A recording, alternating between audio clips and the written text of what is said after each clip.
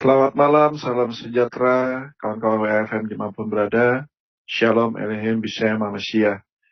Kembali bersama saya, moderator malam ini, Bray Angel, yang akan menemani teman-teman dalam pengajaran Islamologi. Narasumber kali ini adalah Bapak Waranei ya. Bapak Waranei yang akan membagi mengenai tema proyek konstruksi tembok raksasa. Ya, ini mengenai Islamologi. Nah, ini sebenarnya kita mengadakannya tadi jam 9, tapi karena satu lain hal, kita lagi mengumpulkan data dulu, baru bisa mulai di jam 9.10. Jadi agak agak mundur jam 10 menit ya. Baik, tidak usah membuang waktu lama lagi, kita akan sambut aja narasumber kita. Bapak Waranei, selamat malam Pak, Shalom. Shalom, selamat malam Pak. Ya, sehat Pak? Ya, puji Tuhan, sampai saat ini masih dalam sehat, tidak kurang satu apapun ya. Terima kasih untuk waktu yang diberikan pada malam hari ini. Lanjut Pak. Lanjut Bang. Baik, ruang dan waktu kami serahkan ke Pak Waranei untuk berbagi bagi kami mengenai pengajaran Islamologinya. Silakan Pak. Oke, shalom, selamat malam teman-teman semua yang ada di room WFM ini, juga pemirsa di channel-channel yang menyiarkan acara ini ya. Puji Tuhan jika kita masih bisa berjumpa kembali ya. Nah, teman-teman, ini yang saya bawakan bukan topik yang baru ya. Ini ada topik yang bisa dikatakan basi lah ya. Basi dalam arti mungkin semua orang sudah banyak memahami topik ini. Tetapi yang saya ingin bawa dalam topik ini adalah berupa acara Islamologi ini, tapi berupa pertanyaan-pertanyaan saya, kebingungan saya sampai saat ini. Kalau baca ayat ini sih sudah lama ya, tapi kebingungan saya adalah bagaimana mungkin konstruksi sebesar raksasa ini itu kok tidak masuk di dalam logika saya ya, terutama semua orang-orang yang bekerja di bidang konstruksi ya. Nah, nanti seperti apa kesimpulan saya bisa sampai ke sana. Nanti kita coba uraikan gitu ya Pak Bre ya. Dan mohon teman-teman bantu bukakan surat Al-Kahfi ya, QS 18. Tetapi satu ayat, yang satu surat QS 18. Oke. Minta tolong dibukakan biar kita sama-sama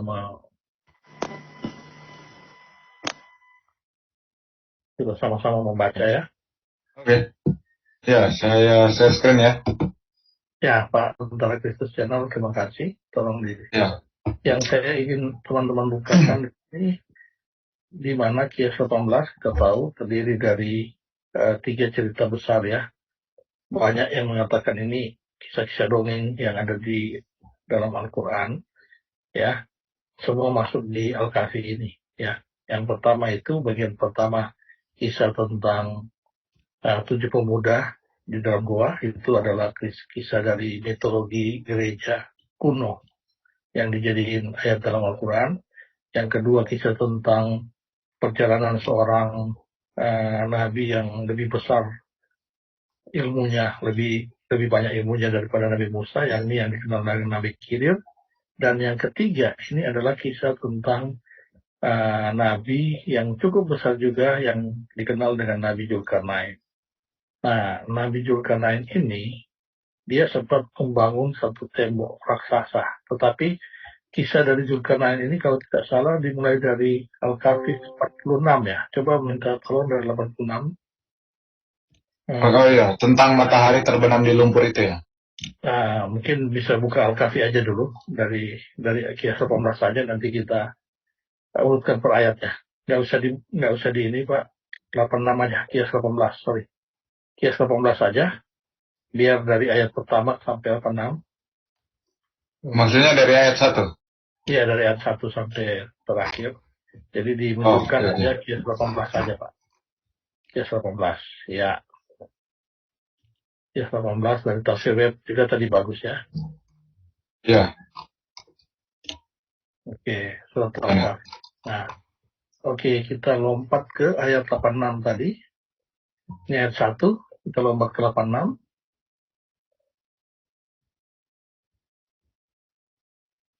Kisahnya itu ada 3 ya, sebenarnya kisah Nabi Zulkarnain ini. Ada 3. Jadi, ya, di 85 kan masih tentang Nabi Khidir ya. Oke, di 86 ini, dia mulai dari kisah perjalanan Nabi Zulkarnain ya. Itu ada 3 lokasi perjalanan. Pertama, dia menuju tempat terbenam matahari. Nah, ini yang sering dibahas sama CP ya. Terbenam di lumpur hitam. Kemudian dia berjalan lagi, lanjut Pak, 86, lanjut 86 ini masih rangkaian 87 masih terkait 86. Lanjut lagi. Masih ada kaitannya. Nah, ini 89 kemudian yang menempuh jalan lain. Ini yang kedua. Ya, lanjut lagi. Yang kedua, kita mau yang perjalanan ketiga. Dia menuju ke tempat timur, oke. Yang menyinari segala umat yang ini ya, segolongan. Dia tidak ada pelindung dari cahaya matahari. 90, lanjut lagi Pak. Ini bertemu dengan orang yang hitam-hitam. Kalau Pak, sebentar ya Pak, siapa namanya itu yang Maximilian mengatakan ini terjadi di Papua katanya. Irian katanya. Ini yang di Papua. Iya, dia bilang Irian. Iya, di Irian, di Papua. Nah, sekarang kita mulai di ayat 92. Ini perjalanan yang ketiga. Mulai dari yang 92 Pak, tadi Pak, sorry. Ini perjalanan yang ketiga. Kemudian dia menempuh suatu jalan yang lain lagi. Oke, 93. Jalan lain lagi, ini jalan yang ketiga, hingga apabila dia telah sampai di antara 2 buah gunung. Nah, ini di antara 2 buah gunung, dia mendapati di hadapan kedua bukit itu suatu kaum yang hampir tidak mengerti pembicaraan. Oke, kaum yang aneh ya. Pembicaraannya mereka hampir tidak paham. Lanjut Pak, 93. Kemudian 94. Mereka berkata, hai Zulkarnain, sesungguhnya Ya'juj dan Ma'juj itu orang-orang yang membuat kerusakan di muka bumi. Jadi masyarakat yang ada di balik gunung ini mengeluh kepada Zulkarnain bahwa nanti ada Ya'juj dan Ma'juj ini, dia membuat kerusakan di muka bumi, yang sedang membuat kerusakan di muka bumi, sehingga mereka minta tolong. Zulkarnain, tolong dong buatkan satu pembatas supaya dia tidak mampu untuk datang ke tempat kami. Ya tutup ini jalan masuk dari gunung ini. Ya, nanti kita kasih bayarannya. Kamu mau minta berapa? Oke lah, ini kan proyek besar nih. Ya, oke. Apa jawab dari Zulkarnain di 95? Oke, jadi Zulkarnain menerima ya. Oke, kita terima proyeknya. Dan dikatakan apa yang telah dikuasakan oleh Tuhanku kepadaku terhadapnya adalah lebih baik. Maka boleh kita buat proyek itu, tapi saya mengandalkan Tuhan. Tapi tolonglah aku dengan kekuatan manusia dan alat-alat. Jadi dia minta bantuan manusia dan peralatan agar membuatkan dinding antara kamu dan mereka. Oke, jadi jadilah dinding ini. Terima kasih Pak, saya kembali ke materi saya ya. Iya. Oke, saya Oke, saya kembali. Jadi di ayat 95 ini proyek yang diterima oleh Zulkarnain. Ya, Zulkarnain menerima proyek tadi, sudah deal, dapat bayaran, tetapi dia minta bantuan alat-alat yang besar. Nah, proyek itu dia ingin menghubungkan antara 2 gunung, teman-teman lihat ya. Ini disclaimer ya, antara 2 gunung. Gunung sebelah kiri dan sebelah kanan. Jadi dia ingin menutupi jalan ini dengan mengecor antara 2 gunung ini. Bayangkan berapa besar proyeknya itu. Membangun tembok setinggi gunung untuk menutupi 2 gunung ini supaya apa? Supaya Ya'juj dan Ma'juj yang akan membuat kerusakan di muka bumi tidak bisa masuk. Ya, jadi dia minta kasih bantuan saya manusia untuk membangun ini dan peralatan. Nah, jadi ini yang dia akan tutup, ini yang dia akan tutup. Nah, nantinya gambarannya ini tembok yang akan dibangun. Bisa kelihatan ya Pak Bre ya? Bisa. Jadi ini tembok yang akan dia bangun untuk menutupi 2 gunung ini ya. Kebayang nggak seberapa besar tingginya, seberapa besar panjangnya Pak? Untuk menutupi 2 gunung ini. Pasti besar sekali ya. Nah, sekarang untuk membangun proyek konstruksi terbesar raksasa sepanjang masa ini, dia minta apa? Potongan-potongan besi. Hingga apabila besi itu telah sama rata dengan kedua puncak gunung, jadi dia akan pasang besi tadi setinggi kedua puncak gunung, ya, maka dia akan meniup api hingga apabila besi itu menjadi merah seperti api, ya, dia pun berkata, berilah aku tembaga yang mendidih. Jadi besi cor-coran yang tadi sudah dipanaskan, kemudian nanti akan ditumpahkan dengan tembaga yang mendidih. Ya, bisa kebayang nggak seberapa besar tungku pembakaran untuk membakar tembaga ini? Ya, untuk mengecor besi-besi tadi setinggi gunung, kira-kira ya. Nah, ini pasti konstruksi yang besar, teman-teman. Ya, kalau konstruksi ini bisa dikatakan pernah ada dan memang kenyataan di selama ini di dunia, pasti konstruksi ini adalah konstruksi yang paling besar yang pernah dibangun. Ya, kenapa saya katakan seperti itu? Ya, oke, sebentar ya, sebelum saya jelaskan. Di sini tembaga. Ya, tadi tembaga tadi dia memiliki titik didih untuk memanaskan tembaga sampai dia mendidih. Itu butuh 2562 derajat Celcius. Ya, artinya apa? Tungku pemanas untuk memanaskan itu harus mampu memanas sampai 2562 derajat Celcius. Bahan bakarnya apa kira-kira, Pak? Kebayang nggak bahan bakarnya apa sampai 2562 derajat Celcius? Oh, Allah bisa kok. Ya, tenang aja, Allah bisa. Oke, ya, Allah bisa buat pemanas dengan 2662 derajat Celcius. Ya. Kemudian tembaga adalah salah satu logam yang sangat penting dan berperan besar dalam sejarah manusia. Tembaga sudah digunakan sejak 10.000 tahun yang lalu. Sebuah kalung tembaga yang ditemukan di Irak diperkirakan dibuat pada masa 9.900 sebelum Masehi. Artinya, ini yang ditemukan di Irak, kalung tembaga itu 9.500 Masehi. Tembaga berperan besar dalam peran manusia terutama pada zaman perunggu 300 sampai 1.000 sebelum Masehi. Artinya apa? Cerita ini masuk di akal karena sudah ada tembaga.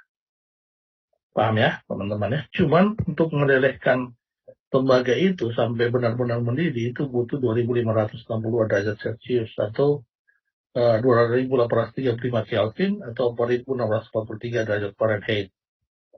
Ya. Nah, teman-teman, sekarang pertanyaan kedua. Kapan Zulkarnain ini hidup? Ya, mereka mengatakan, oh, dia hidup pada zaman Alexander the Great. Ya, 356 sampai 303 sebelum Masehi. Tetapi ketika mereka ketahui bahwa Alexander the Great ini atau Alexander Agung ini ternyata adalah LGBT, pencinta sesama jenis juga, ya, mereka mengatakan nggak mungkin Nabi Allah ini adalah LGBT. Mereka mengatakan, oh, kita gugurkan Alexander the Great. Sekarang kita lompat ke Cyrus the Great. Ya, Cyrus the Great itu hidup di dalam 550 sampai 530 Masehi. Ini yang di Alkitab disebut sebagai apa? Raja Kores ya. Kita ingat Raja Kores ini yang membebaskan Israel untuk keluar dari penjajahan ya. Waktu itu di Babilonia ya. Ini ada Menara Babel itu zaman Raja Kores ini. 550. Nah, mereka oke lah. Mereka nggak mengatakan Alexander the Great. Oke lah, kita ambil Kores the Great ini. Nah, dia hidup di antara tahun ini. Artinya apa? Zaman tembaga ini masuk ya, teman-teman ya. Antara 3000 sampai 1000 sebelum Masehi itu tembaga banyak digunakan. Ya. Nah, proyek-proyek raksasa yang pernah ada dalam sejarah manusia, baik yang ada di Alkitab, ada kitab suci lainnya, atau di dalam buku-buku sejarah dunia, itu ada tembok Cina 453 sebelum Masehi, 1644 Masehi. Ya. Bahkan Bahtranu yang ada di tahun 4000 Masehi sampai 3000 sebelum Masehi itu ditemukan ya tahun katakanlah penemuan Bahtranu di tahun 1959 yang lalu, setelah berapa ribu tahun. Ini konstruksi yang cukup besar. Pertanyaan saya, Pak Bray, tembok Cina dengan Bahtranu mana lebih besar dengan kira-kira kalau terjadi proyek sebesar ini? Ya, penutupan tembok raksasa ini. Mana kira-kira yang lebih besar? Pasti kita mengatakan yang mana? Yang menutupi 2 gunung, Pak. Pasti menutupi 2 gunung kan? Tetapi iya. Yang ini masih ada kan? Tembok Cina sampai sekarang masih ada kan? Walaupun bahannya itu cuma berupa batu-batu kan? Konkret ya. Tapi dia tidak menutupi gunung, Pak. Tembok Cina. Iya. Cuman menjadi pertanyaan saya, ini yang terbuat dari batu aja masih ada. Ya. Apalagi yang terbuat dari cor-coran besi yang dipanaskan, kemudian dicor dengan tembaga. Seharusnya masih ada kan, Pak ya? Iya, harusnya ya. Ya, ini aja yang jauh lebih lama masih ditemukan kan kerangkanya. Betul. Yang lebih parah lagi, Pak, kuburan Nabi Adam. Ya, ada. Bahkan Hawa, Siti Hawa yang di kitab RT6 ini namanya aja orang nggak tahu namanya Siti Hawa. Taunya ketika ngintip dari Alkitab, kuburannya ada. Gitu ya, Pak. Iya. Paham ya? Di Jeddah kan, Jeddah itu artinya nenek moyang, nenek. Jeddah itu artinya kota nenek. Nenek moyangnya itu Hawa di Jeddah. Masih ada. Namanya aja nggak tahu Siti Hawa, coba ngintip dari Alkitab. Tapi masih ada. Nah, kenapa tembok yang sebesar raksasa ini nggak ketahuan di mana, nggak ada satupun peninggalan seperti ini.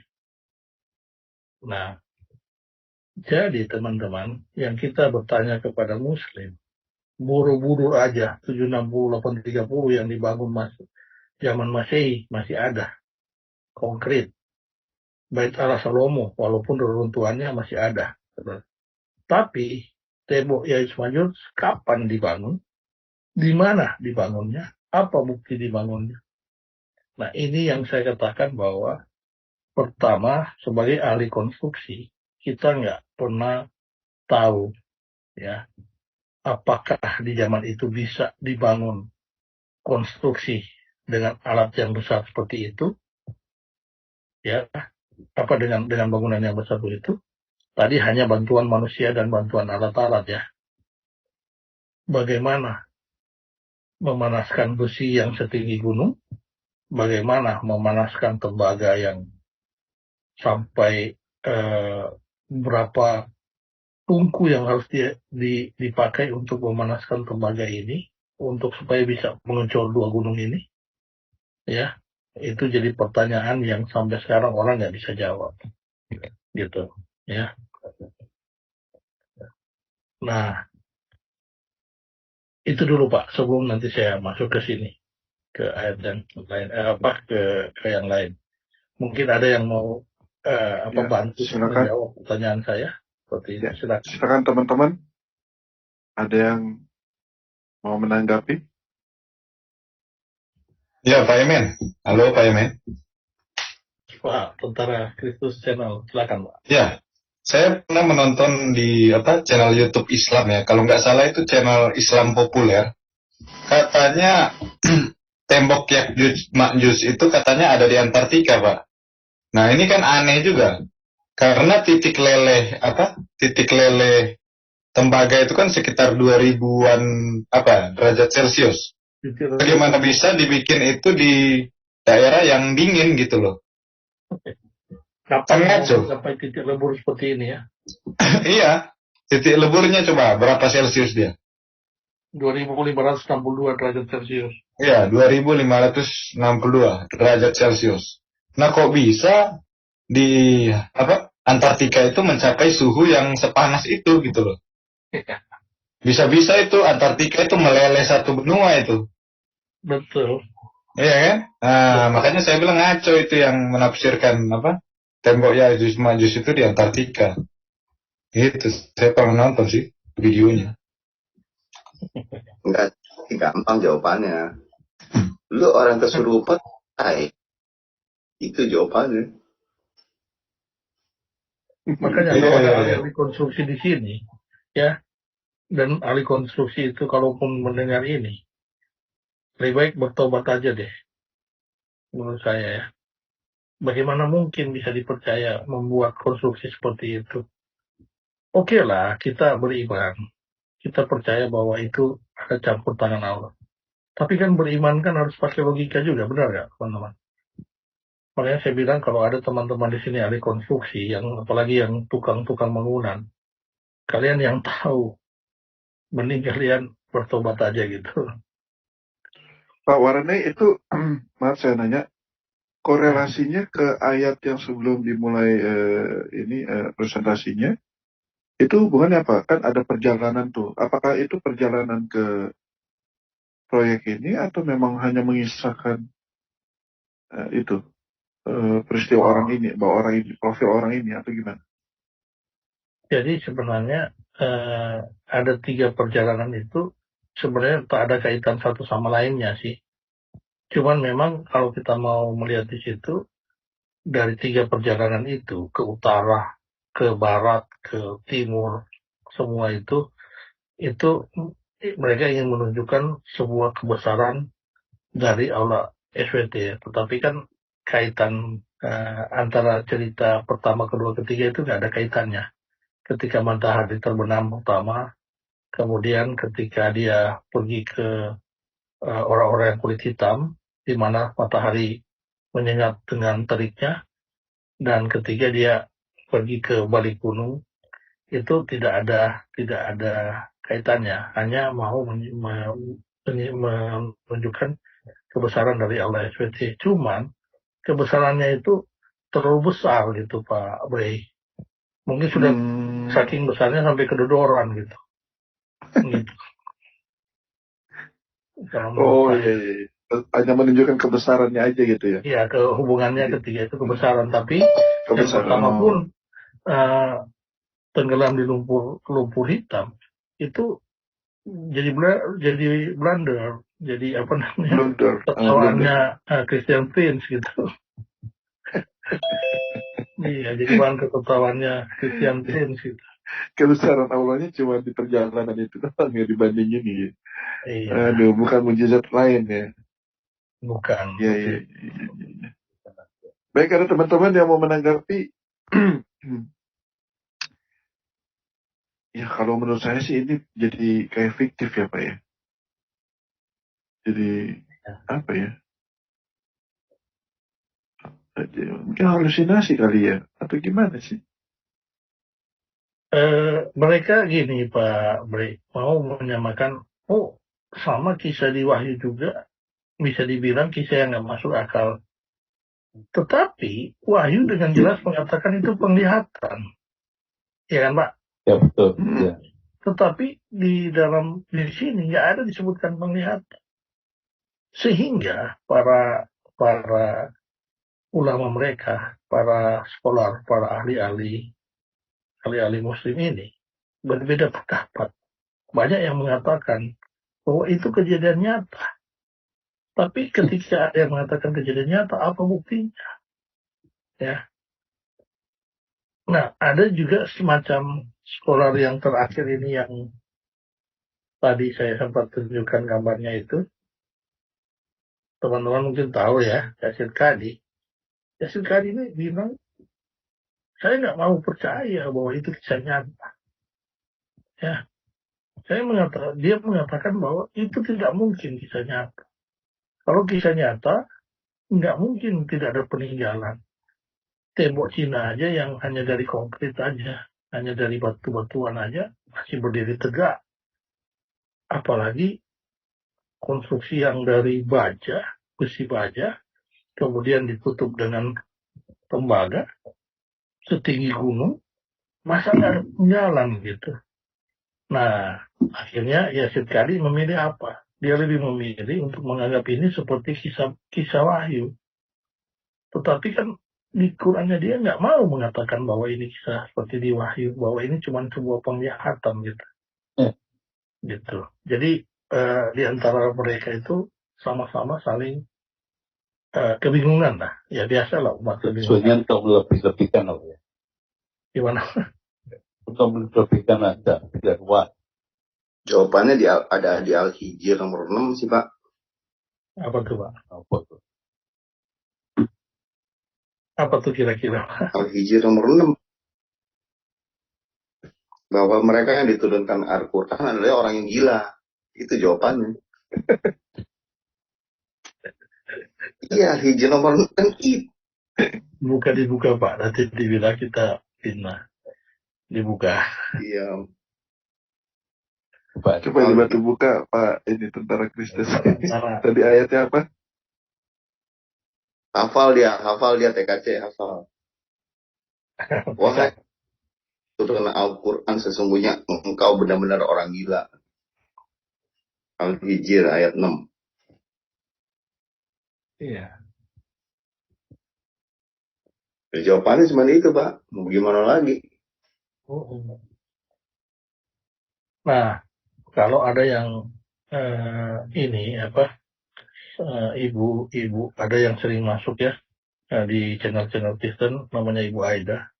Dia bilang itu katanya sudah dirusak oleh tentara Israel. Jadi tentara Yahudi sudah pernah merobohkan tembok sebesar itu, dilobangin terus dirobohkan katanya. Jadi tembok itu sebenarnya ada, tapi sudah dirusak oleh orang Yahudi katanya. Tanpa peninggalan Pak ya. Kenapa? Iya. Tanpa peninggalan. Balik lagi, jawabannya di Al-Hijr nomor 6 Bu. Itu jawabannya Bu. Iya. Tapi saya pikir wajar Pak Panda. Karena kan Nabi mereka bilang wanita-wanita Muslim ini berpikir dengan otak separuh. Separuh. Nah, berpikir dengan otak separuh, iya, makanya betul. Dia bisa kesimpulan seperti itu. Makanya itu binatang lebih pintar daripada otak Muslim. Betina aja otaknya satu. Otak Muslim separuh. Parah kan Mbak? Di sini ada nggak Muslim kira-kira? Biar kita kan dalam konteks kita bertanya juga, bukan kita mengatakan bahwa kritik boleh, bertanya boleh, kan gitu. Ada nggak kira-kira? Atau mungkin yang mendengar tayangan ini tolong masuk. Itu ada Bapak Ibnu Syafi'i, itu kayaknya dari Timur Tengah. Oh, gitu. Ya udah. Itu saya setuju. Ditanya tuh dia tuh. Pak Ibnu Syafi'i. Pak Ibnu Syafi'i ini sama kayak Pak Ganet kamarnya.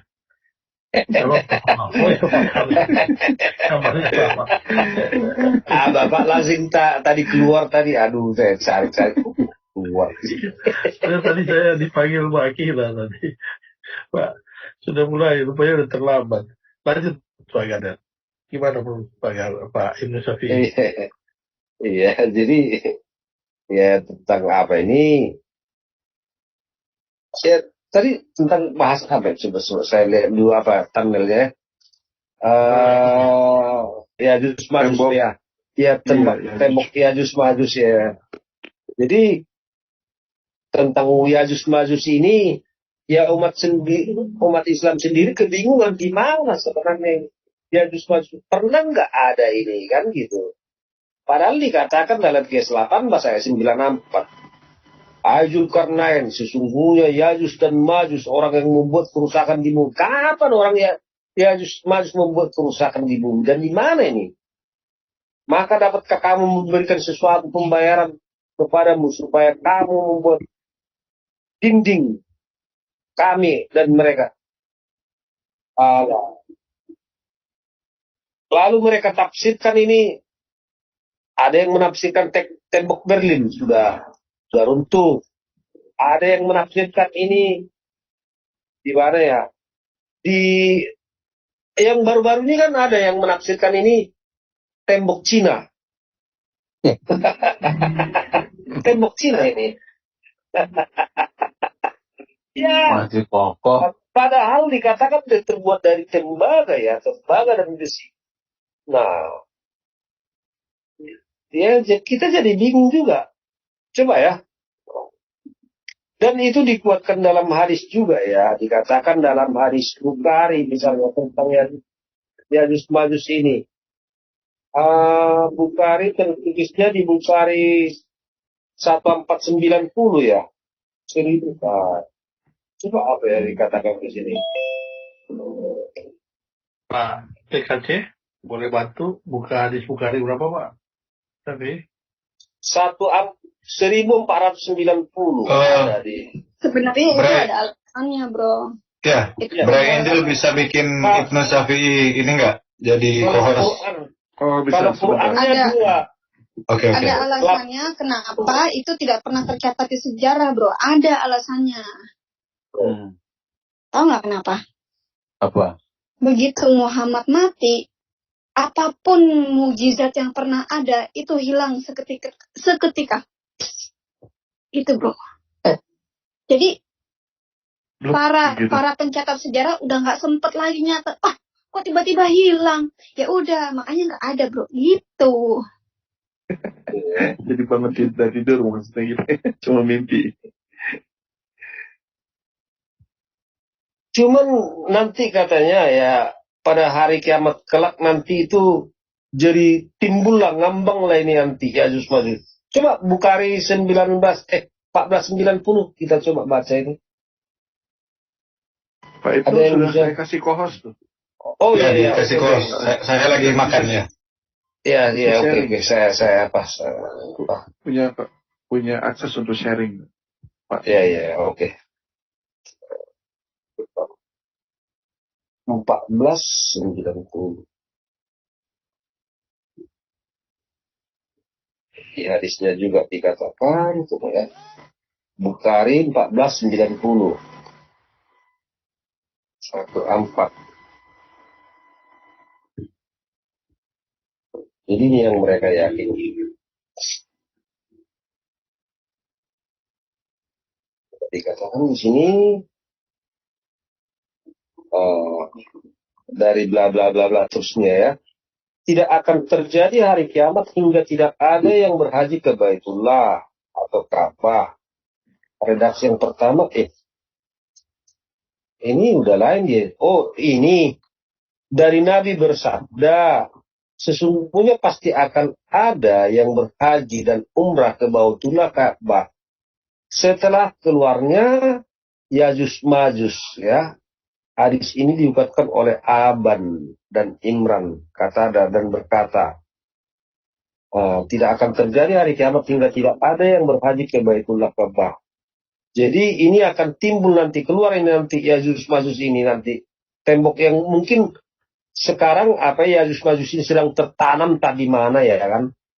Jadi nanti kiamat nanti jadi timbul lagi nih. Itu masih di tahtanya Allah. Itu, bro. Jadi Yajus Majus itu ya mohon maklum masih di tahtanya Allah, belum turun. Gitu loh, Iya, Bro. mungkin juga. Jadi dikatakan sesungguhnya pasti akan ada yang berhaji dan sesungguhnya pasti akan ada yang berhaji dan umroh ke Baitullah setelah keluarnya Ya'juj Ma'juj. Artinya gini Pak, Sesungguhnya itu sudah ada gitu. Karena sudah ada yang berhaji kan. Benar Iya. kata Ibu Aida itu, Ya'juj dan Ma'juj itu sudah ada. Makanya temboknya juga udah dirusakin sama orang Israel. Oh iya ya. Pakai pesawat apa itu Pak? Pesawat siluman kali ya, siluman ya bisa juga. Masuk akal itu, masuk akal. Masuk akal juga. Jadi ya. Akalnya siapa, Pak? Pokoknya gini, Bro. Pokoknya ya di apapun secara Islam apa yang mereka klaim ya. Kalau kita pakai akal sehat nggak bisa, Bro. Jadi akal sehat kita simpan dulu gitu, taruh di kloset dulu, taruh di toilet dulu gitu loh. Jangan dulu pakai akal sehat kalau mau mempelajari Islam. Karena kalau kita pakai akal sehat nggak akan nyampe, Bro. Gitu. Maksudnya Bu Dewi sambil nge-fly gitu. Iya, sambil Enggak, pokoknya nggak boleh pakai akal sehat. Lu punya akal sehat, lu simpan dulu, taruh di toilet dulu. Iya. Pakai berpikir semangat tadi. Iya, jangan dulu. Ini kisah Ya'juj.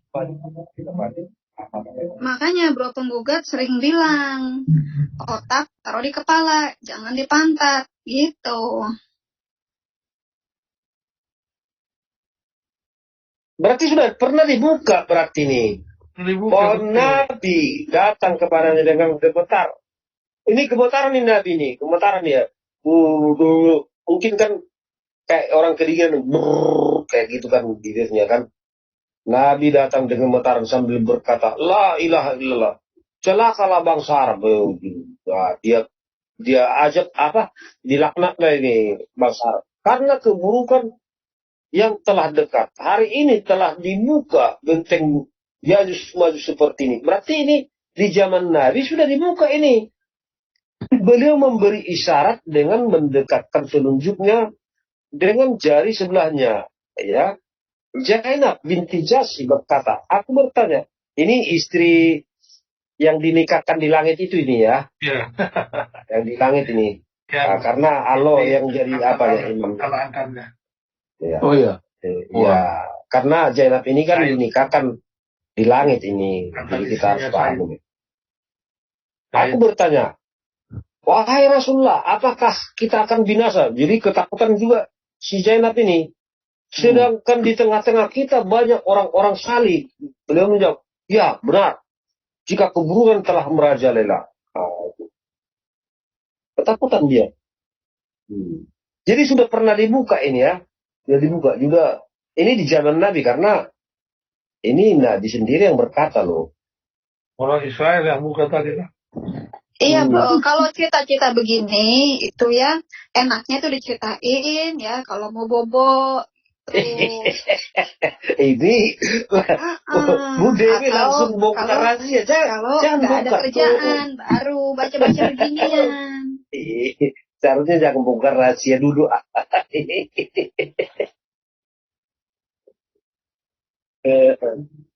Udah pernah dibuka tapi nggak ada yang lihat itu ya. Iya, karena apa? Mungkin ya di negeri siluman lah, di negeri siluman ini ya. Nah, jangan-jangan temboknya goib, bisa nggak? Iya, di negeri apa? Di negeri di negeri. Soalnya gue dulu waktu kecil tuh gue demen banget beli komik-komik dongeng, terus bahkan beli kaset-kaset dongeng gitu. Pada dahulu kala di negara kayangan begitu. Itu Hans Christian Andersen ya. Christian Andersen itu bukan Christian Andersen lagi bro, udah lebih hebat dari Christian Andersen. Jadi gini Pak Ganet, Bu Dewi ya, saya coba ini dulu ya. Nah, ya itu lanjut, saya jelas ada di Quran. Nggak ada bekasnya. Tapi ini Siti Hawa yang namanya aja nggak ada. Cuma nyontek dari Alkitab. Ada kuburannya Pak Ganes. Masalahnya ini, coba lebarnya paling 80 cm nih lebarnya. Tapi panjangnya, aduh, apa enggak ketiup angin nih si Hawa ini? Coba bayangkan tingginya sebenarnya berdiri lah ini kan. Berdiri, masuk akal enggak? Tapi lebarnya ini cuma 80 cm. Tingginya siapa itu si Hawa itu sebenarnya berdiri dia 30 meter. Lebarnya 80 cm. Masuk akal enggak? Enggak jatuh dia ini. Karena mereka mikirnya begini, Pak. Itu hidup di zaman purbakala katanya. Ini gede-gede katanya. Ya gede, masalahnya nggak sesuai lebar badan daripada si Hawa itu dengan tingginya yang 30 meter. Rasa langsing ini. Ya, kalau saya sih masuk akal aja, Pak. Yang listrik. Iya, Mungkin pokoknya ini kalau kali, yang Pak. di sana mah masuk akal aja, tapi akalnya masalahnya bukan di kepala, akalnya di pantat. Gitu. Jadi ya mah harap maklum. Coba lihat nih. Kan Kuburan ini. gambaran dan rupanya harus sama dengan Allah, Pak. Jadi mungkin tangan kanan dua-duanya, terus Oh iya ya. betisnya iya gitu kali, langsing, Pak. Jangan-jangan cuma betisnya ini. Lebih langsing daripada gua ya. Jangan Bisa cuma gitu. kuburan betis. Namanya aja mereka nggak tahu. Cuma nyontek dari Alkitab. Tapi kuburannya ada. Ya Yusmadut yang sudah dari tembok yang sebesar gunung. Ya, Gini bro, kalau kita sih maklum. Kalau mereka mempercayai yang seperti ini, kita harus maklum, bro, karena memang secara saintis IQ mereka itu di bawah IQ monyet. Itu, bro.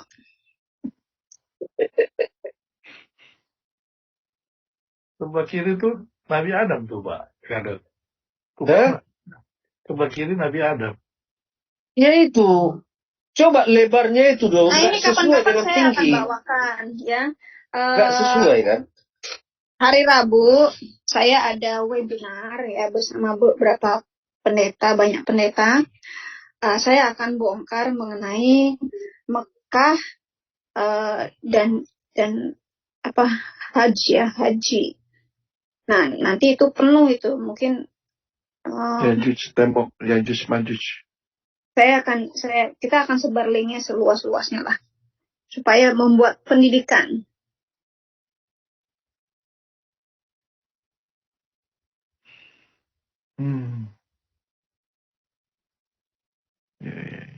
Sayang ya, nggak ada yang dari Muslim mau masuk di sini ya. Tadi sebelum surah Bukhari 397 nggak berani Pak, kalau Muslim masuk di sini nggak berani. Karena mereka nggak punya data. Mereka cuma punya congor doang kayak Sinandar ya. Congor kampus saja yang mereka punya. Coba dibuka lagi Bukhari 3099. Sepertinya di zaman Adam juga sudah ada Yajuj Majuj. 3099 Bukhari. Oh ini, kalau nggak saya sendiri aja dulu ya. Ya biar kita baca-baca supaya makin beriman kita ya, supaya makin beriman ini.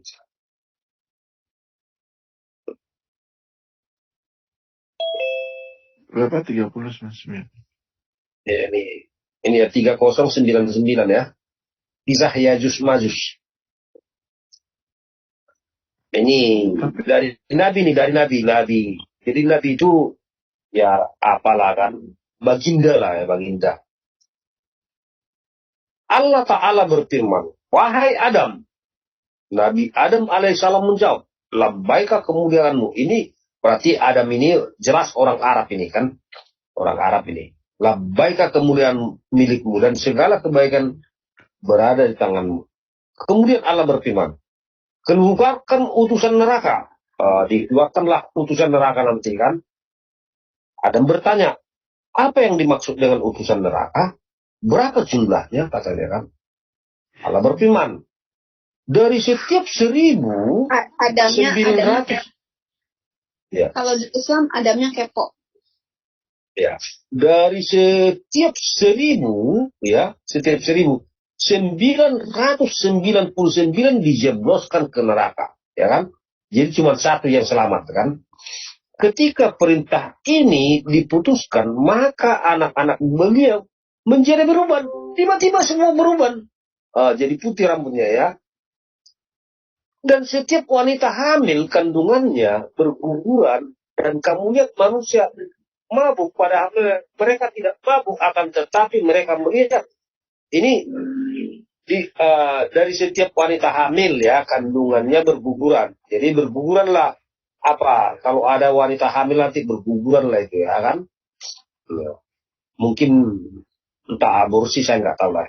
Dan kamu lihat manusia mabuk, ya, padahal mereka tidak mabuk.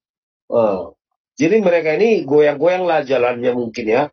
Akan tetapi mereka melihat siksa Allah yang sangat keras. Atau Al-Hajj ayat 2. Para sahabat bertanya, wahai Rasulullah, adakah di antara kami seorang yang selamat? Bertanyalah ini, misalnya si Abu Bakar, si Umar, si Ali bin Abu Thalib bertanya lagi, ada nggak dari kita yang selamat? Beliau bersabda, bergembiralah karena setiap 1.000 yang dimasukkan ke neraka, dari kalian cuma satu, sedangkan 999 dari Yajus Majus, ya. Ini. Jadi untuk mengganti orang muslim itu, jadi cuma satu yang masuk neraka, ya. Lalu diambil dari Yajus Majus. Entah apa salah dari si Yajus Majus ini, jadi 999 diambil dari Yajus Majus. Kemudian beliau bersabda, dan demi zat yang jiwaku berada di tangannya, ya, karena dia itu zat, ya, tahulah zat itu berapa kan, zat padat, zat gas, zat cair kan. Demi zat yang jiwaku di tangannya, aku berharap kalian menjadi di antara seperempat ahlu surga. Berharap menjadi di antara seperempat. Jadi seperempat lah mereka ini ahlu surga, ya. Maka kami bertakbir, tahulah takbirnya itu Allah Akbar, kan gitu kira-kira. Kemudian beliau bersabda lagi, aku berharap kalian menjadi antara sepertiga ahli surga, karena nggak puas seperempat tadi kan, akhirnya ya udah sepertiga aja lah. Maka kami bertakbir lagi, Allah Akbar, kira-kira gitu kan. Kemudian beliau bersabda, aku berharap, jadi nggak puas, ya, belum puas orang muslim ini. Kemudian beliau bersabda lagi, aku berharap kalian menjadi di antara setengah ahlu surga, ya kan? Dari seperempat ditawar jadi sepertiga, akhirnya jadi setengah, ya kan? Maka kami bertakbir sekali lagi, Allah Akbar, kira-kira. Lalu berbesar, tidaklah keberadaan kalian di hadapan manusia melainkan bagaikan bulu hitam pada kulit sapi jantan putih, ya, atau bagaikan bulu putih yang berada di kulit sapi jantan hitam. Jadi artinya, jadinya akhirnya lebih banyak lah nanti apa ini, orang muslim ini ahlu surga, kemudian digantikan sama orang-orang dari Yajus Majus itu, ya, begitu ceritanya. Jadi sekarang udah paham, ya, udah paham lah berarti. Cuma di mana Yajus Majus ini kita nggak tahu. Ada dari zaman Adam, ya. Dari zaman Adam ini. Surat ini sahih ya Pak? Sahih. Oh, Sahih Bukhari. Ini sahih. Sahih. Ini. Gak mungkin kita menduitkan ini, kan? Ya. Sahih. Sahih Bukhari lah. Dan hadis terkaitnya ini banyak nih. Ya begitulah ceritanya. Jadi apa boleh buat lah, ya kasihan aja kita melihat orang-orang dari Yesus Majus ini nanti jadi pengganti dari orang-orang Muslim. Cuman apa salah dari orang Yesus Majus ini? Ya kita nggak tahu lah, ya kan kasihan. Apakah jangan-jangan mereka padahal sudah bertobat, tahu-tahu jadi digantikan sama orang Muslim, tempatnya di neraka. Nah, itu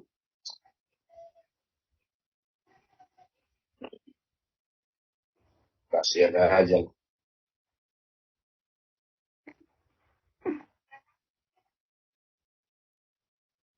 Lama ya Pak ya, dari zaman Adam ya. Iya ya sudah ada zaman Adam. Cuman entah siapa yang pertama diciptakan, Yesus Majus atau Adam, ya tidak tahu lah. Cuma sudah ada di zaman Adam. Bukan Adam dan Hawa aja masih ada. Ya. Hawa aja namanya nggak ada di sana, tapi ada kemudian. Ya kita udah tahu lah pada saat penciptaan aja Bahtera sudah lewat. Bahtera siapa coba? Jangan-jangan Bahtera orang Yesus Majus ini. Bisa jadi ya. Di Bakara berapa? Bakara 1. Jangan-jangan, kan gitu.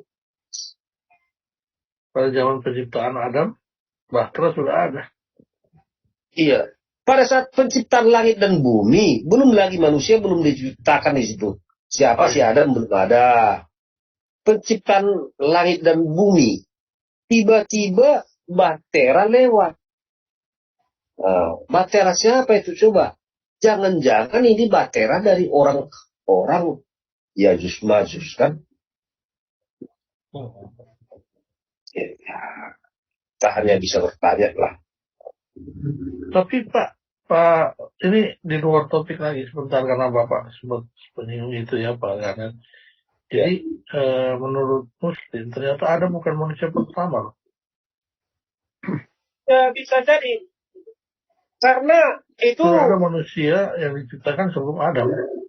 Iya, karena begini. Coba yang mengendalikan atau driver dari Bahtera itu sudah pasti ada orang, ya kan? Iya. Sudah pasti ada orang. Membawa sembako. Berarti ya sudah pasti ada yang duluan lah. Betul. Iya. Makanya si Buya Sakur pun mengatakan bahwa Adam bukan manusia pertama. Sebelum Adam sudah ada yang lahir. Iya. Coba ya kalau kita baca ya, misalnya Bukhari 21:64 kalau nggak silap ya.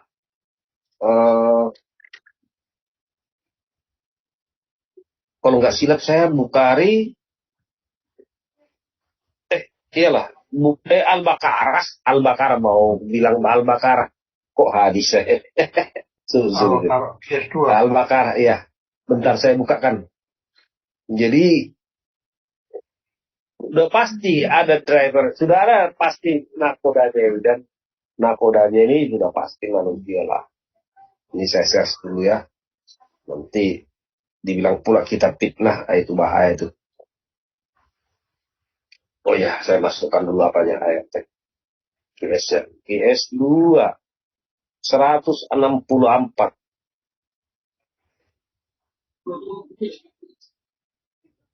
Ratus 63 64 ya.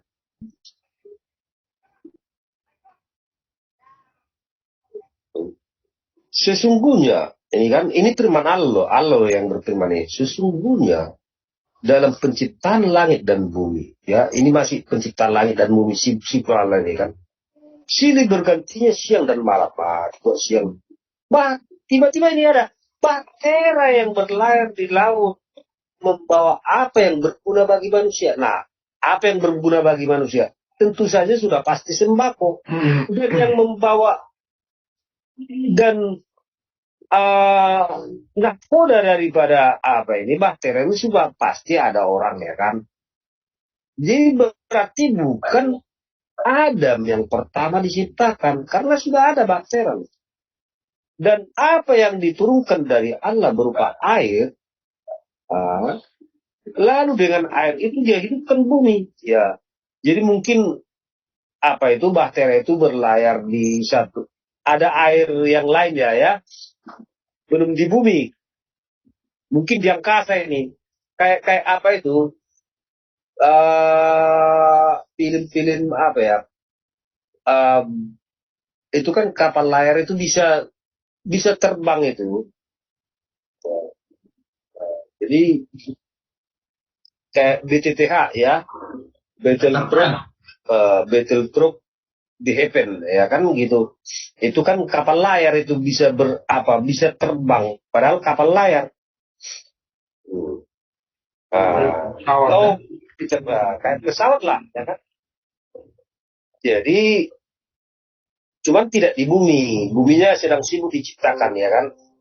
Nah, jadi dia hidupkan bumi sesudah mati keringnya, dan dia sebarkan di bumi segala jenis hewan. Cuman di sini belum ada tikus, belum ada kucing ya, sama belalang juga nggak ada, karena apa itu kucing itu bersinga-singa itu, jadi tidak termasuk di sini kucing. Jadi jangan berharap pada saat pertama kali disebarkan di bumi itu segala jenis hewan, itu belalang sama kucing tidak termasuk di sini ya. Dan pemisaran air, angin, dan awan yang dikendalikan antara langit dan bumi. Sungguh terdapat tanda-tanda kesan kebesaran Allah bagi kaum yang memikirkan. Ya, begitu. Jadi kalaupun di sini disebarkan segala jenis hewan, kucing dan belalang belum termasuk. Ya, begitu caranya. Jadi sudah pasti yang membawa baktera ini atau nakodanya sudah pasti ada orang lain kan. Jadi membawa yang berguna bagi manusia, sembako. Jadi sebelum diciptakan bumi itu, sebelum diciptakan manusia atau si Adam ini, jadi dibawa dulu sembako kan. Misalnya gula, minyak, beras, ya, sudah dibawa dulu. Jadi kalau sudah diciptakan nanti, ya mereka tinggal makan apa, tinggal bisa masak, itulah kira-kira ini. Wow. Kalau di terjemahan Kemenak itu ini kapal Pak, bukan bahtera, kapal. Nah itu udah apa kan? Karena begini, kan bakteri ini udah rusak ya kan, diganti sama kapal. Oh, gitu ya. Nah, Jadi bahteranya rusak, diganti kapal gitu ya. Iya. Diganti sama kapal sekarang. Jadi lebih kecil dikit lah. Nah, kira-kira gitu. Wow. Seperti ini ya. Seperti kalau kita baca misalnya ini ya, biar kita paham tentang Quran ini supaya agak lebih paham dikit. Jadi supaya makin beriman. Setiap tahun itu terjadi perkembangan. Misalnya nih ya, hingga apabila mereka sampai di lembah semut, berkatalah seekor semut ya kan. Ini kan seekor semut. Ini belum nikah ini. Jelas ini belum nikah ini.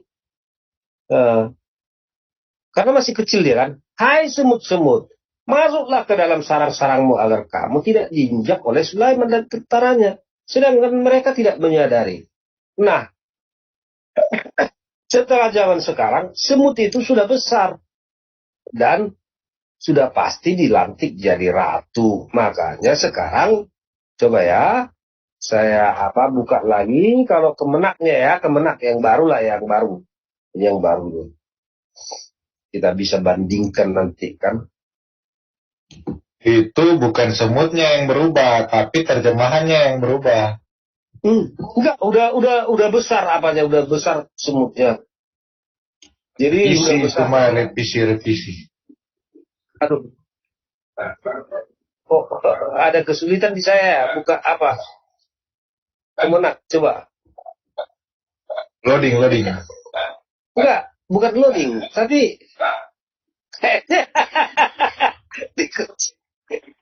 coba ada yang enggak yang bisa membuka apa? Ya Yang ini Kemenak. cuma. Nah, Ya Kemenak punya saya. Ya, Kemenak ya 2718. Yang Kemenak yang baru ya. Ya.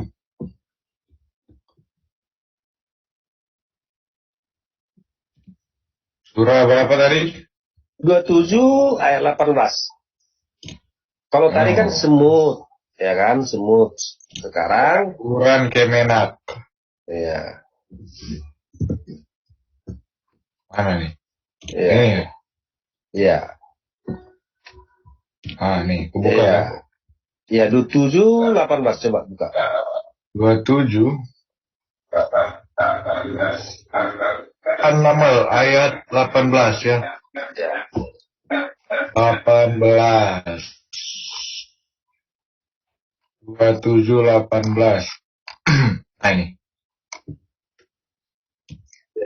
Oh, Ratu Semut di sini, Ratu Semut. Nah, itu dia. Sudah berubah dia karena udah besar dia. Begitu. Oh, beda ini, revisi nih. Enggak, sudah besar Revisi. semut. Sudah besar semutnya, Pak. Revisi ini mah, ini udah berubah terjemahannya ini. Sudah tua apanya semutnya. Kau nggak bisa bilang Quran itu direvisi. Quran itu tidak pernah berubah. Oh, Quran Masya itu Allah. abadi. Jadi nggak Masya Allah. mungkin itu direvisi. Nggak mungkin Quran direvisi. Oke. Karena Kita buka ayat lain ya. Allah itu menjaga Qurannya dengan baik. Gitu. Aduh, kepencet lagi. Sorry, kepencet. Surah berapa tadi? Surah 43 ya? 2718. Iya, kita mau lihat perbandingan versinya dulu. Bentar, ini saya close dulu, supaya nggak berat ya, aplikasinya saya tutup dulu. Supaya nggak nge-lag dia. Aduh. Oke. Apa ya? Ya, surah 43 ya. Yang revisi itu. Contoh ya, ini contoh saja ya. 43 ayat 61, ini contoh saja ya. Nah, Ajukruf. Kita cek dulu di tafsir web ya. Ini terjemahan Quran yang lama ya. Surat Az-Zukhruf ayat 61. Di sini dikatakan, dan sesungguhnya Isa itu benar-benar memberikan pengetahuan tentang hari kiamat ya. Ini di terjemahan yang lama ya. Terjemahan yang lama dikatakan sesungguhnya Isa itu benar-benar memberikan pengetahuan tentang hari kiamat. Nah, sementara di terjemahan Kemenak yang baru, kita lihat ya. Terjemahan Kemenak, di sini dikatakan, terjemahan Kemenak, kita lihat. Nah, ini terjemahan Kemenak. Dan sungguh dia Isa itu benar-benar menjadi pertanda akan datangnya hari kiamat. Loh, beda kan? Iya. Tadi pengetahuan. Ya, Isa akan memberikan pengetahuan tentang hari kiamat. Di sini Isa benar-benar menjadi pertanda akan datangnya hari kiamat. Beda kan? Padahal dalam bahasa aslinya itu lah ilmu ya, ilmu. Iya, nah. Nah, coba kita lihat di websitenya ya. Quran Hadis ya. Quran Hadis. Supaya kita lihat bahasa aslinya ya. Quran Hadis. Nah. Surah 43 ayat 61. Oh, kelewat. Sorry. Surat 43 di bawah dia. Nah, itu Az-Zukhruf. Salah, bukan di sini. Di sini 43 ayat 61. Lah ilmu coba nanti apa? Nah, ini ya. Di sini dikatakan wa innahu, dan sesungguhnya ia la ilmun, benar-benar pengetahuan. Lil saati tentang hari kiamat. Fala maka janganlah kamu ragu-ragu biha dengannya. Wa ittabi'uni dan ikutilah aku. Hada ini siratun jalan mustaqimun lurus. Jadi jelas Isa itu benar-benar pengetahuan tentang hari kiamat. Memberikan pengetahuan ya. Iya, wa innahu la ilmun. Dan sesungguhnya ia benar-benar memberikan pengetahuan tentang hari kiamat. Bukan pertanda, tapi ini Bukan pertanda. Dibelokkan lah ya begitu. Iya ini terjemahannya betul ini di sini ya. Dan sesungguhnya Isa itu benar-benar memberikan pengetahuan tentang hari kiamat ya. Jadi terjemahan yang Kemenak yang baru ini udah salah ini. Gua nggak salah karena sesuai dengan perkembangan zaman ya memang harus direvisi. Iya. Begitu. Iya jadi di apa ya? Makanya apa? Ya makanya semut tadi kan, kalau tadinya semut, sekarang sudah jadi ratu. Iya. Ya kita harus hormati lah, ratu namanya juga ratu kan. Ya harus hormati lah. Pertanda berubah jadi ini. Kan dia pertama kan memberikan pengetahuan menjadi pertanda. Nah itu sama nggak memberikan pengetahuan dan pertanda? Mungkin begini, si Isanya ini sudah membatu dia kan karena kelamaan. Jadi nanti jadi pertanda dia. Misalnya kira-kira pertanda batas ya, tanda-tanda batas. Jadi turun nanti dia itu berupa batu. Jadi apa? Coba kembali lagi ke Pak Warane, gimana Pak Warane? Masih ada nggak nih? Ya, Pak Warane, silakan. Ini acara Pak Warane, bukan acaranya kalian. Coba gimana Pak Warane? Jadi acaranya Pak Syafi'i ini. Ya, ini tadi agak sedikit di luar topik, tapi saya nyimak aja dulu. Saya lihat ininya ya. Ini Pak Herboy mungkin ada yang mau jawab. Dia angkat tangan tadi. Pak Herboy. Ya, Pak. Nanti saya jawab yang terkait dengan Pak Syafi'i. Ini ada orderan nih. Bapak bisa nggak baca ini lagi di Petamburan, Pak? Gimana Pak? Gimana? Bapak membawakan acara ini di Petamburan, bisa nggak Pak? Bunuh diri. Itu bunuh diri itu. Hah? Rumahnya konyol namanya. Iya. Lebih menarik di sana Pak. Harus cantik. Nggak boleh konyol. Begini Pak, anak-anak kita masih perlu kuliah, istri masih perlu makan Pak. Jangan langsung kita jadikan janda lah. Tapi anak kita jadi yatim, nggak boleh gitu. Intinya jangan konyol dan harus cerdik begitu. Tuh dengerin tuh. Ini. Terima kasih Pak, gitu Pak.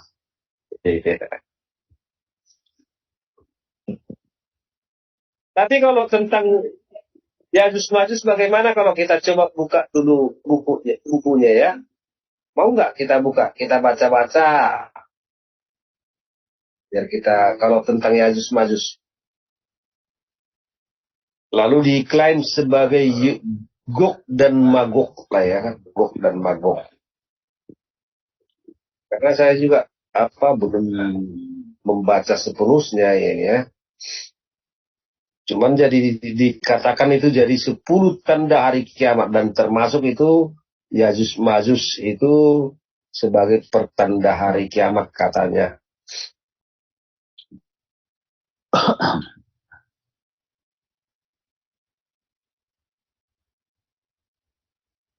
Nah, sorry, ini kembali ke Yajuj Majuj ya Pak ya? Iya, Yajuj Majuj. Gog dan Magog, tadi Bapak bilang kan, apa tadi? Tadi sempat saya dengar Gog Magog ya? Ya, ini saya tunjukkan bukunya ya. Ini.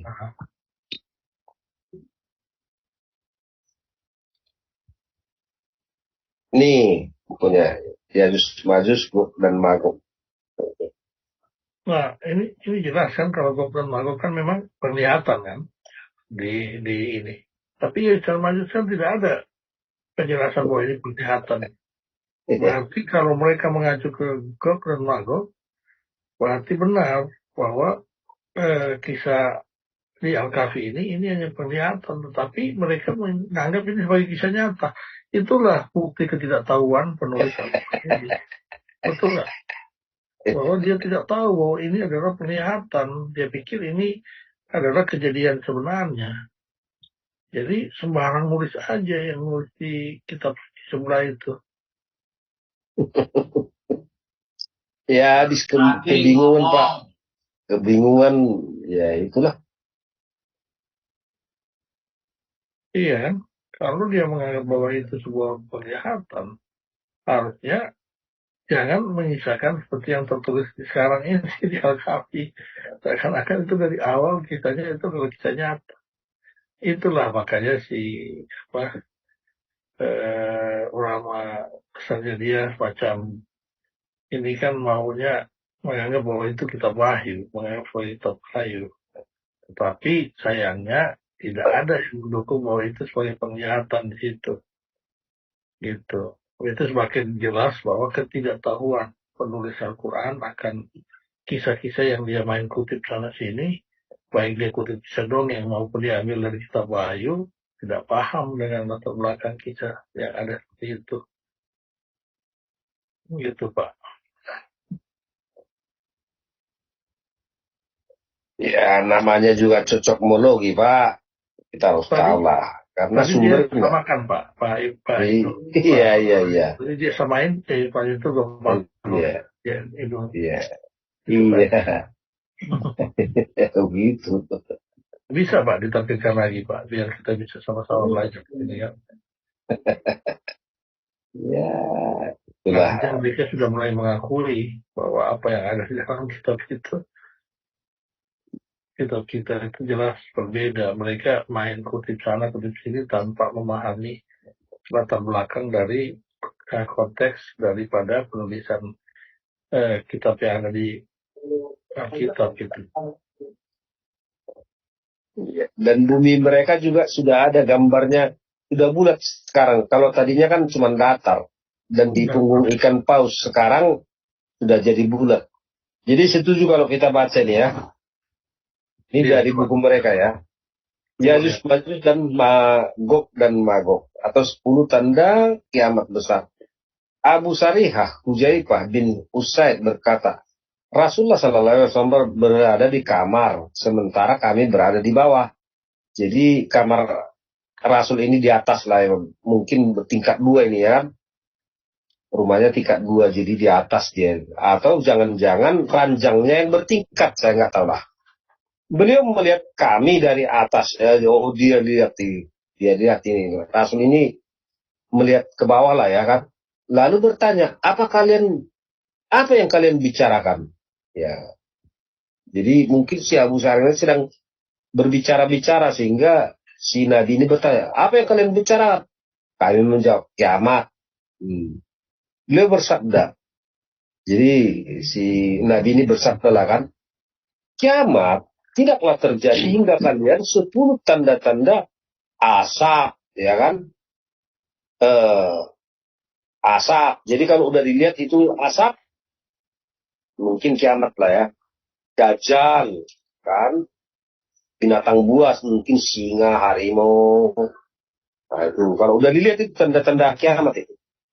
Matahari terbit dari barat, ya kan? Jadi terbalik. Karena mungkin ketika makan matahari ini kita tahulah selalu minta izin ini kepada Allah ini. Mau terbit dia itu harus minta izin. Kemudian turunnya Isa putra Maryam, turun dia. Dia tahu ya, dia cerita orang Nasrani Kristen menunggu kedatangan Yesus 10 kali. Iya. Ya'juj Ma'juj. Lalu turunnya tanah bumi di timur. Jadi ada nanti turun tanah di bumi timur. Turunnya tanah di bumi barat. Saya nggak tahu entah harganya yang turun, saya nggak tahu ya. Karena turun, cuman dari mana turunnya kita nggak tahu kan. Turunnya tanah bumi di Arabia.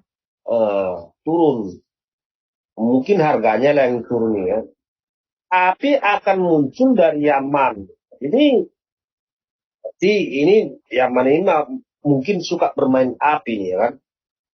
Yang akan mengumpulkan manusia. Atau Sahih Muslim 5163. Kemudian kita baca lagi. Nah, ini dia gambarnya ya. Gambarnya patung Yajuj Majus di Whitehall atau kota London. Jadi udah ada patungnya nih. Ternyata ini bukan tembok. Berarti maksud dua patung ini ya. Siapa Yajuj Majus ini? Apakah mereka makhluk aneh? Apakah mereka makhluk luar angkasa? Oh, ternyata ini jangan-jangan mereka ini makhluk luar angkasa ya. Karena di zaman Adam sudah ada, kan? Tadi kan kita sudah baca itu apa dia kan? Apakah mereka jin atau malaikat?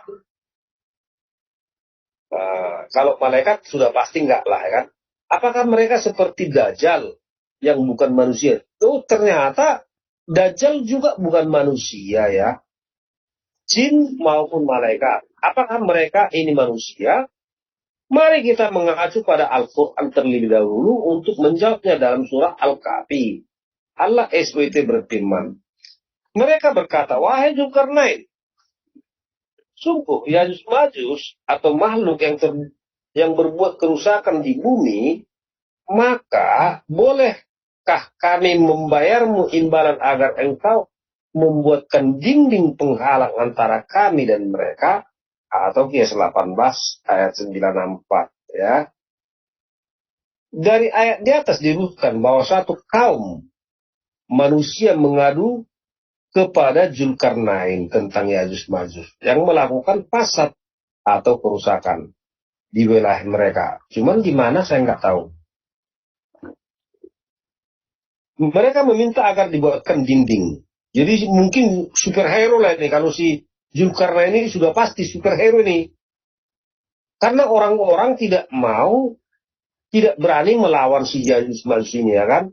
Makanya dikatakan di sini, makanya bolehkah kami membayarmu? Jadi siapa ini si Zulkarnain ini superhero ini, cuman bayaran ya, bayaran. Makanya ditawarkan bayaran ya, bayaran imbalan ya kan. Jadi superhero nih siapa ini si Zulkarnain? Karena dua tanduknya. Jadi dialah turun tangan di sini kan. Mereka meminta agar dibuatkan dinding pembatas. Jadi si Zulkarnain ini diminta supaya membuat tembok yang mengurung Yajuj dan Majus ya, sehingga melindungi mereka dari fasad. Dalam Al-Quran para pelaku fasad dijatuhi hukuman yang sangat luar biasa di dunia, hukuman yang tiada tara di akhirat kelak ya, cuman kelak masih jadi katakan hukuman bagi orang-orang yang memerangi Allah. Ya, kok memerangi Allah? Tadi yang diperangi bukan Allah ya. Tapi orang-orang ya kan, orang-orang yang diperangi siapa ini? Ya kok jadi Allah di sini? Aneh. Hukuman bagi orang-orang yang memerangi Allah dan Rasulnya yang membuat kerusakan di muka bumi. Hanyalah disalib atau dipotong tangan kaki mereka secara silang. Oh, ini untuk apa? Untuk hukuman orang ya. Atau diasingkan di tempat kediamannya. Yang demikian itu kehinaan bagi mereka di dunia di akhirat, dan mereka mendapat azab yang besar. Atau Qiyas 5:33. Oleh karena itu perilaku fasad yang dilakukan oleh makhluk yang diberi oleh Allah SWT sebuah hasrat atau nafsu. Cuman ternyata Allah yang memberi nafsu kepada si Yajuj Majus ini. Gimana sih kok disalahkan? Hingga mampu untuk memilih menentukan yang hak dan yang batil.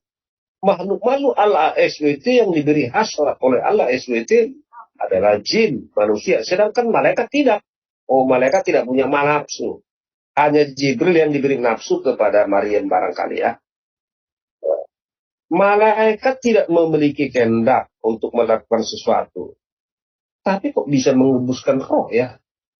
Dan tidak dapat melakukan dosa. Tidak dapat. Katanya malaikat tidak dapat melakukan dosa.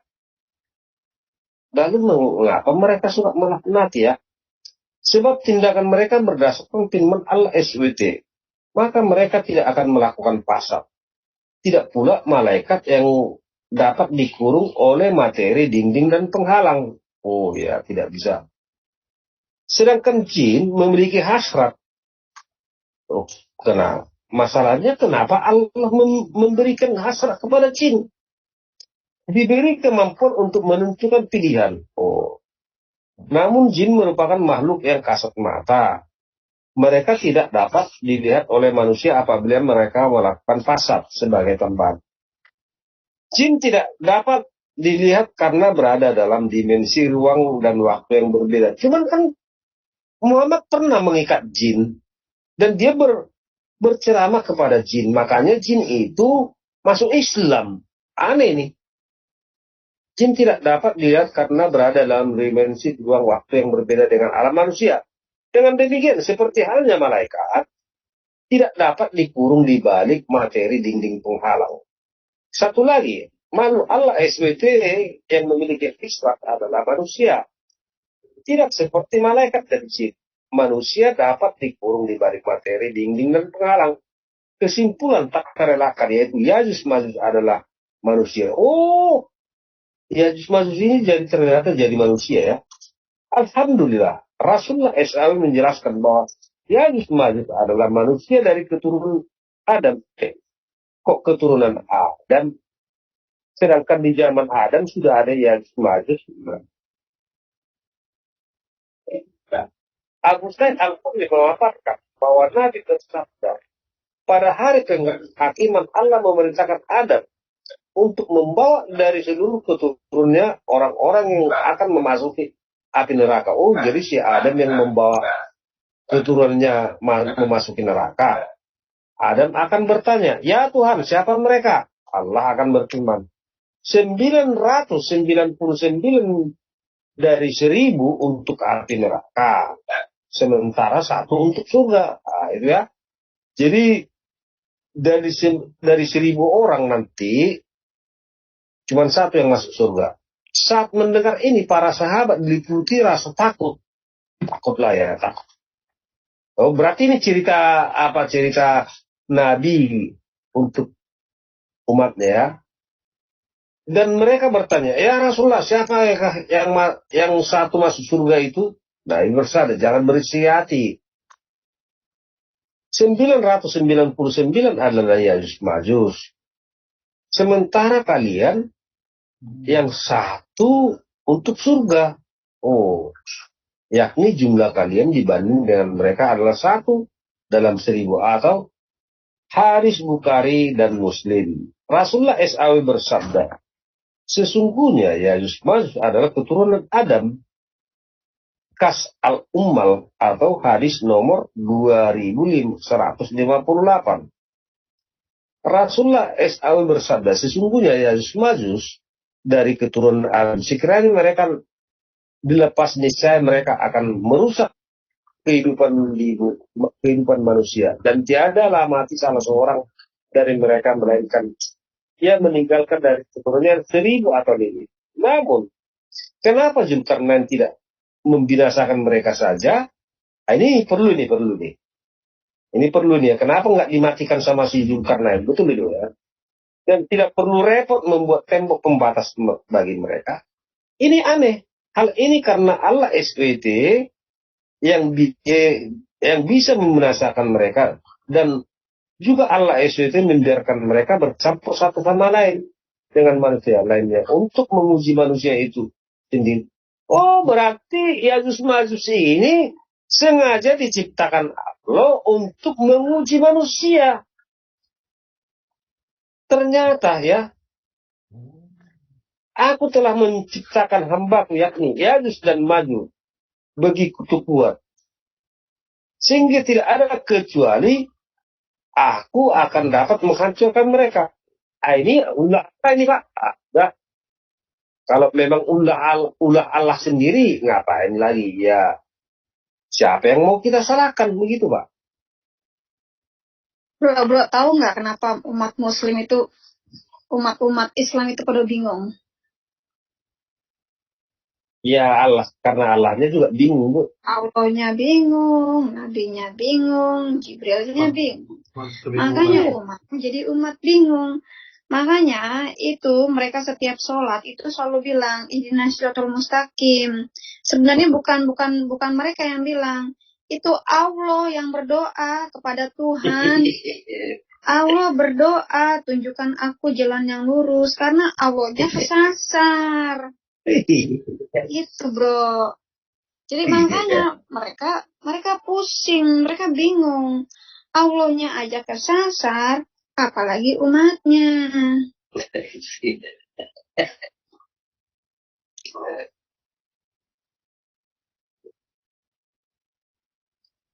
Nah, silakan Bro Emen.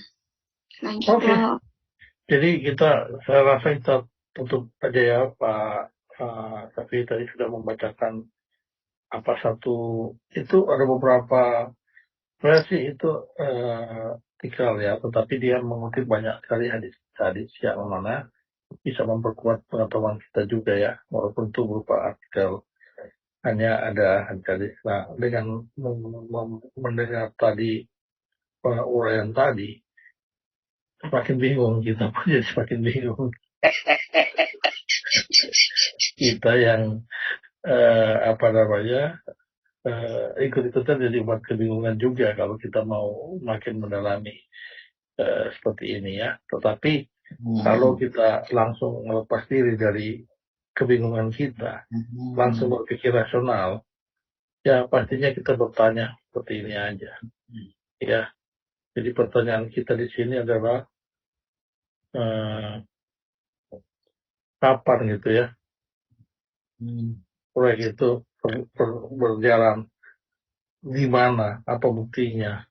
Kalau ada orang-orang konstruksi yang coba masih memahami ini secara benar pernah terjadi, lebih baik kamu keluar dari konstruksi kamu, atau lebih baik kalau kamu masih tetap di konstruksi, kamu lebih baik keluar dari keyakinan ini gitu.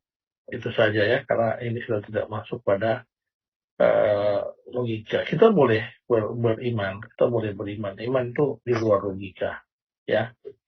Tetapi ketika masuk pada hal yang pembuktian iman itu sendiri seperti ini, ya kita tidak ada bukti-bukti yang bisa menguatkan iman kita, ya artinya kita beriman secara buta.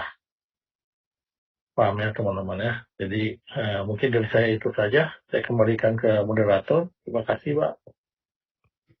Satu pesan saya Pak, kalau sudah ketemu nanti Yajuj Majuj itu temboknya itu, tolong dikasih tahu karena saya akan menjadi pemulung nanti. Saya akan ambil itu. Tembaga kan mahal sekarang.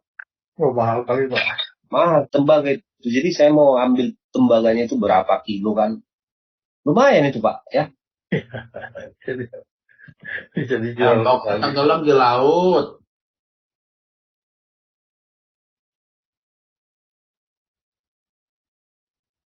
Silakan Bro Bre.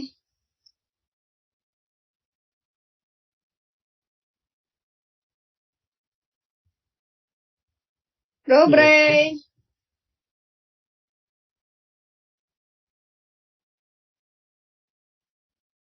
Ya, mungkin yang lain bisa mengambil alih untuk closing.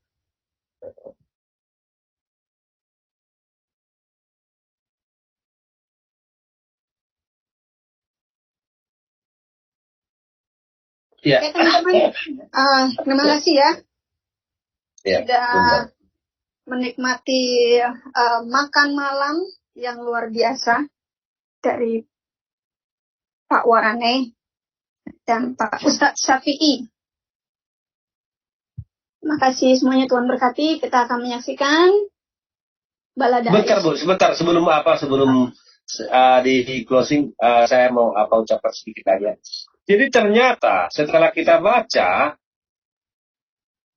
hukuman yang akan dilakukan oleh Allah SWT kepada manusia dalam Al-Quran ini adalah sebagai unsur kesengajaan. Bagaimana tidak unsur kesengajaan? Karena kalau menurut Al-Quran sendiri dikatakan bahwa Allah itu sengaja mengutus setan-setan untuk menghasut manusia. Nah, di sini juga untuk menguji manusia juga, ternyata Allah juga yang mengutus, yang menciptakan Yajuj Majuj. Nah, mengapa harus diuji-uji, dijadikan itu Yajuj Majuj itu adalah manusia yang kuat untuk menghancurkan manusia? Mengapa? Dan mengapa Allah? Ya Allah sendiri. Mengapa Allah harus mengutus jin dan setan-setan untuk menghasut manusia? Jadi ternyata ini adalah ulah Allah sendiri, kerjaan Allah sendiri. Jadi yang perlu disalahkan di sini Allah, lalu menghukum manusia ketika berhasil dihasut oleh setan. Padahal Allah sendiri yang mengutus setan.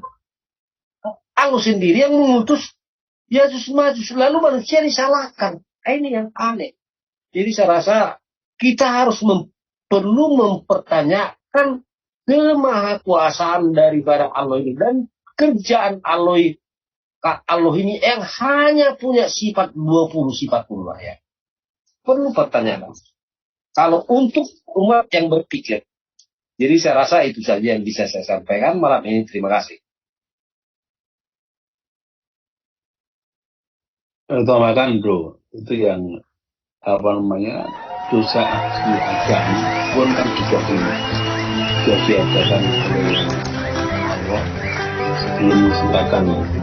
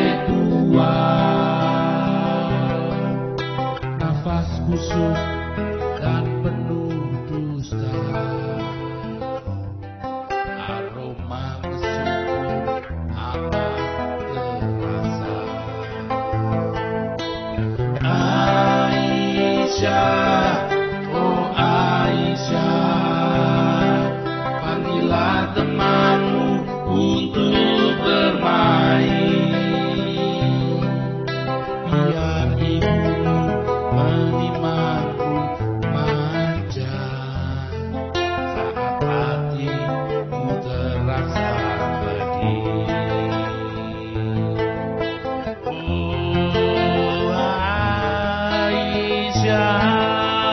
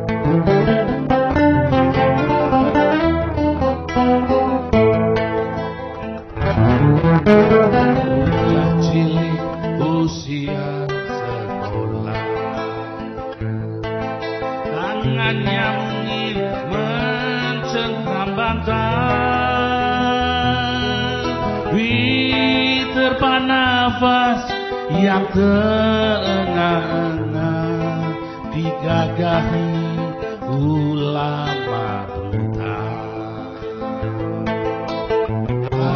Aisyah, oh Aisyah, dalam pelukan si kakek tua, nafas busuk dan penuh dusta, aroma mesum amat terasa. Aisyah, oh Aisyah, panggillah temanmu bermain, biar ibumu menimang